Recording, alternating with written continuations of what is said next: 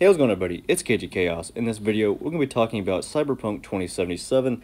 If you guys haven't heard, it did get delayed until September of this year. It was supposed to come out here pretty soon, here in a few months, but it did get delayed, which is kind of saddening. But if something gets delayed, it means that it needed work, needs some touching up. So it is a good thing it did get delayed, because I'd rather have a finished game than a broken game.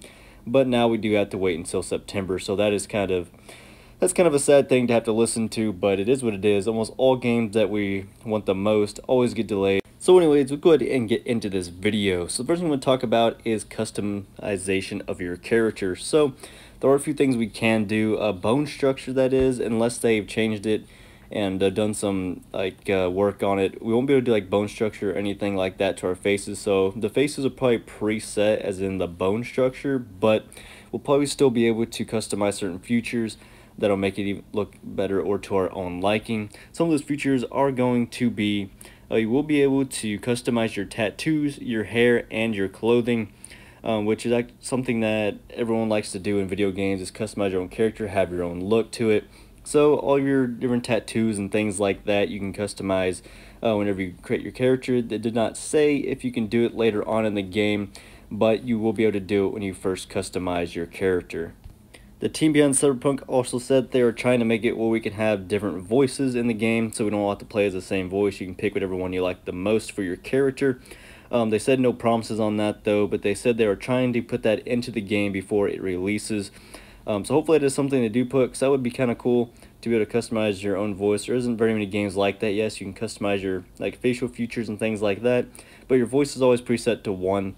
And I know that it's hard for kind of game developers to do, because you have to get these multiple different people to go and do the same voice lines for everything. So it does make it kind of complicated to do. So I understand why most game companies only do one person per gender, or one voice per person, because it is a lot easier to do and more time efficient, and they don't have to pay as much money to have other actors come in and do the voices.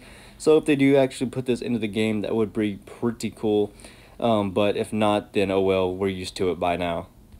And now let's talk a little bit about the stats you can do in the game.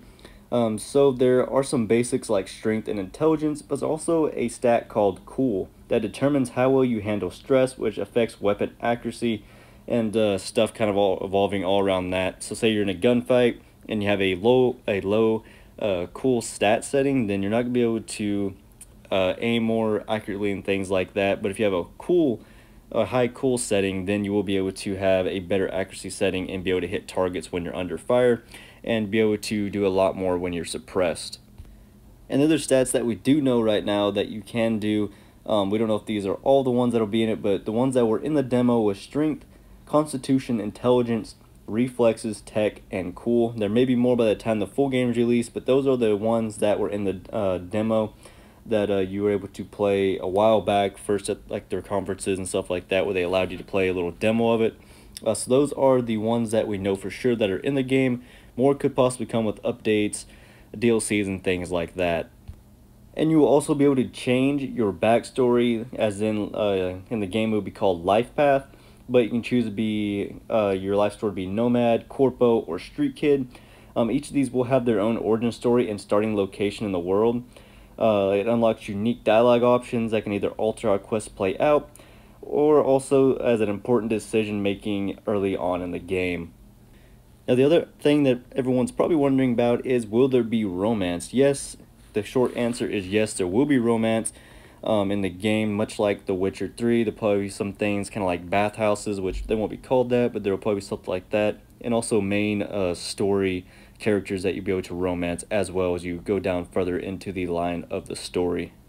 And they also said that the romance options in this game, Cyberpunk 2077, are going to be way more diverse than they were in the Witcher series, so they're probably going to be way better and a lot more in them, and probably way more nudity in this game than there was in any of the Witcher games. Even though there was a lot in those, they're saying pretty much that there's going to be a lot of diverse sexual or romance options that you can do in this game.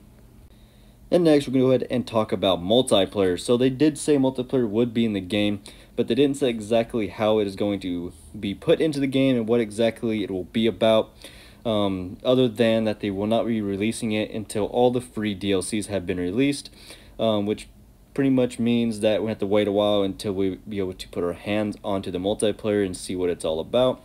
I'm going to guess maybe after a few months after the game has been released in September, they'll probably release something along the sides of what it's going to be about and stuff like that. But still, we have no idea exactly how that is all going to incorporate into this game. And now let's go ahead and talk a little bit about dialogue. So normally in games when there's dialogues, you just stand there and talk to whatever character you're talking to, just talk back and forth. The game technically pauses while you're doing this, but in this game it's going to be a little different. You'll still be able to walk around the room and do kind of like your own little thing while you're in a conversation with a certain character, and then when you look at the character, it'll give you the option of what you can say and stuff like that. But you're still going to have a kind of like a free range of walking around and doing stuff while you're still talking to that person, instead of just standing there and just clicking dialogue after dialogue. But now you'll be able to kind of like roam around and do some stuff like that. But I'm guessing probably a lot of you will probably do that to begin with, but you'll probably still revert back to just standing still and getting the dialogue over with, instead of just walking around the room, unless there's something important in there that you're trying to find. Maybe the game has something hidden or something like that, or you're just trying to see if there's any hidden items, something like that in the room. And now, along with the dialogue options, you now have the option to choose what morality you go with, killing people or just letting them go free. Kind of like you did in The Witcher 3, you had the chance to either kill someone or whatnot. You still have those choices in this game. You can either choose to kill them, or you can choose to let them live another day, whatever you choose to do, whatever type of play style you like to do on games. And this game pretty much gives you the full range of playing a video game, let you do anything you want to and live your own story, which is, I think, absolutely awesome. Just be careful what area you go ahead and start a fight in, because some areas are going to be more hostile than others, more like there's going to be cops in one area or there'll be gangs in one area. You just got to pick the right time to go ahead and kill someone, because if you do it in the wrong area, you will be fired upon by other gangs and get chased by the police and stuff like that. So it does matter where you go ahead and kill someone, because this isn't The Witcher to where you can pretty much get by with just killing someone out of nowhere. You're probably going to be chased by cops a lot, and a lot by gangs as well. And now some of you are probably wondering, where does Keanu Reeves come into play in this game? So he is playing Silverhand, which is inside of their universe. But the crazy thing is that he is already dead. He's just inside of our main character V's mind. He's not exactly there. He just kind of gives him direction. And yeah, he's already dead, but somehow he's inside of his mind. We don't know any more than that, other than he's dead, but he's inside of V's mind, the main character. So he's going to play an important role, I think, in the game, because he'll be there to kind of like motivate you or push you in the right direction whenever you're trying to complete something, and probably give you some hints of what you're supposed to do, probably give you some ideas and locations of where things are. So I kind of can't wait to see how exactly they use him in this game, because it does sound pretty interesting of how this is all going to work. And the last big thing I'm going to talk about is going to be that you can finish this game without killing anyone, as long as you put your skills and attributes and things like that towards stealth. That's the only way you can be able to go get behind people and knock them out. If you guys want to complete this without shooting or killing anybody, that is the way to do it. You are able to do it if you guys want to complete the whole game in stealth, which is going to be pretty hard to do. It's going to take someone that is used to playing stealth, is good at it, and just keep doing it over and over again until they just complete it. It will take you a lot longer to do it that way than just play through the game and shoot people, but if that's the way you want to play, then that's the way you want to play. And now I'm going to tell you guys a few extra things before I wrap up this video of what you can do in the game. So you can outfit your main character V with abilities, even katanas, and become a true cyber ninja if you guys really want to.